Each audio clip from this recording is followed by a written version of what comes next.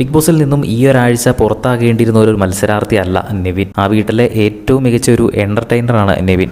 സ്വേച്ഛാധിപതി task പോലും ഏറ്റവും മനോഹരമായ രീതിയിൽ റൺ ചെയ്ത് പൊക്കോണ്ടിരിക്കുകയായിരുന്നു നെവിൻ. പെട്ടെന്ന് തന്നെയാണ് നെവിൻ ബിഗ് ബോസ് വീടിനോട് വിട പറയുകയാണ് എന്നുള്ളൊരു റൂമറുകളൊക്കെ വരുന്നത്. നാളത്തെ ലൈവിൽ നെവിൻ ഒരു പക്ഷേ എവിക്റ്റഡ് ആയി കഴിഞ്ഞാൽ അത് ബിഗ് ബോസ് സീസൺ തന്നെ ചെറിയൊരു നഷ്ടമായിരിക്കും.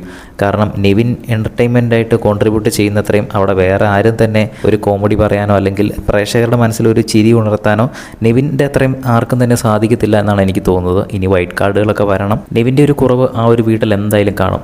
ഈ ഒരാഴ്ച നോമിനേഷനിൽ ഇല്ലാതിരുന്ന ഒരു മത്സരാർത്ഥിയാണ് നെവിൻ. അപ്പോൾ 2 ആഴ്ചയും കൂടെ കൺഫേം ആയിട്ട് നെവിൻ ആ ഒരു വീട്ടിൽ നിൽക്കാമായിരുന്നു. പക്ഷേ നെവിൻ ഇടയ്ക്കിടയ്ക്ക് പറയുന്നുണ്ടായിരുന്നു, ഞാൻ ഓൾറെഡി ബിഗ് ബോസിൽ വരണമെന്ന് മാത്രമേ എനിക്ക് ആഗ്രഹം ഉണ്ടായിരുന്നുള്ളൂ.